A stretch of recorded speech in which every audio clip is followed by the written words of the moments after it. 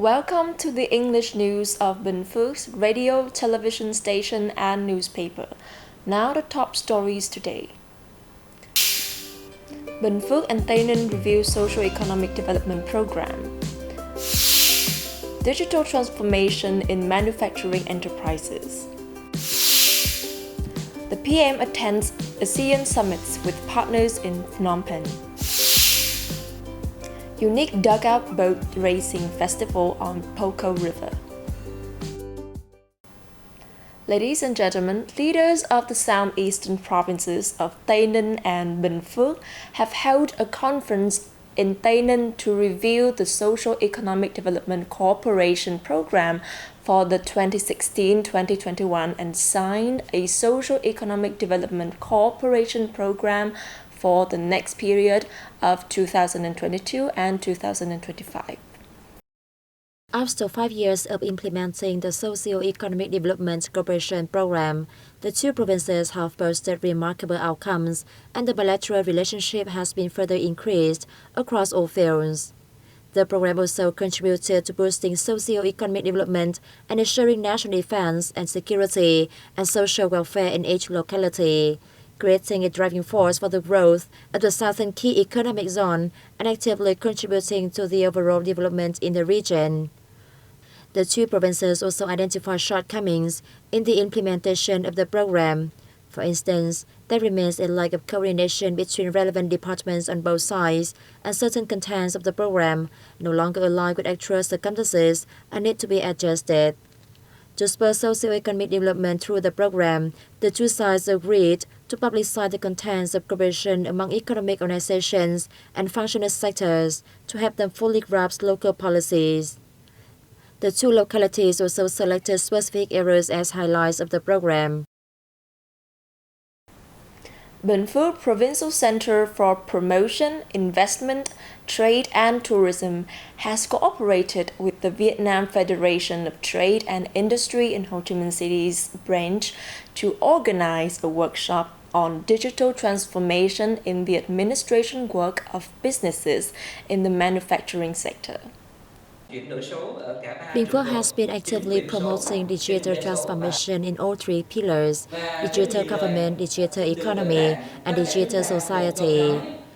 In 2021, it ranked 9th out of Vietnam's 63 cities and provinces in the Digital Transformation Assessment Index.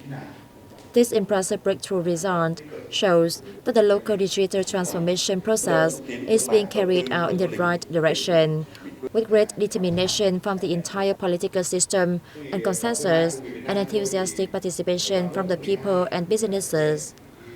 Software suppliers introduced the latest business administration applications at the workshop and shared stories about digital transformation in the administration work of manufacturing enterprises.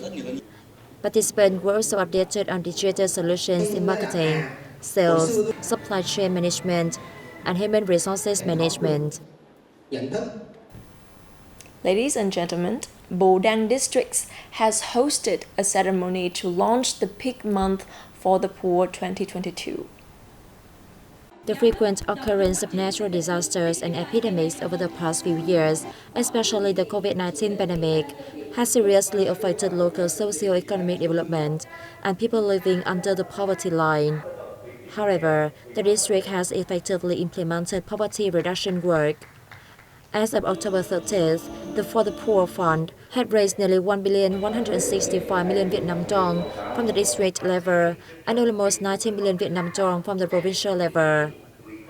In the first 10 months of this year, spending was earmarked to support the construction of 241 houses for disadvantaged people and present gift packages on the traditional Lunar New Year holiday, totaling 360 million Vietnam dong.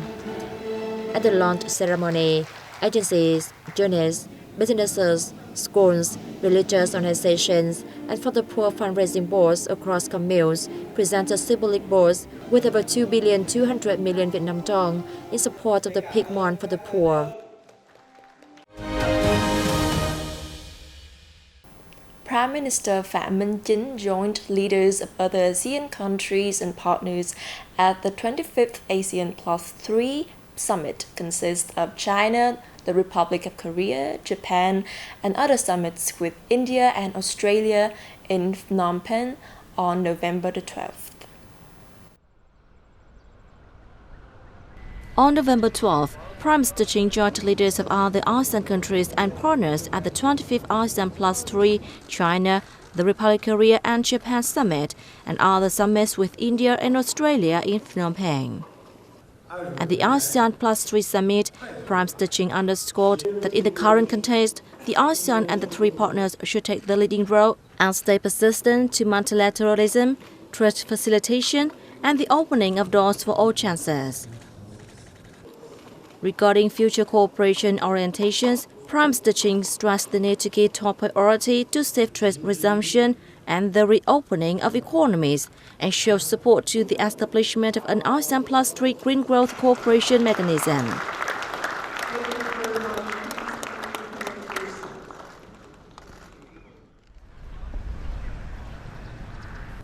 At the 19th ASEAN-India Summit, the leaders agreed to ensure the continuity of trade and investment flows, give priority to speeding up recovery, support each other to improve healthcare capacity, and promote sustainable maritime cooperation. In his remarks, Prime Minister Chính suggested that ASEAN and India coordinate and contribute more responsibly and effectively to peace, security, stability, and prosperity in the region.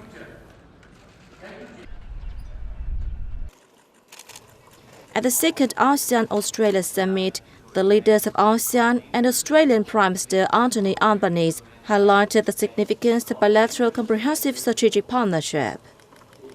ASEAN countries highly appreciated Australia's active contributions and effective support to the ASEAN community building process.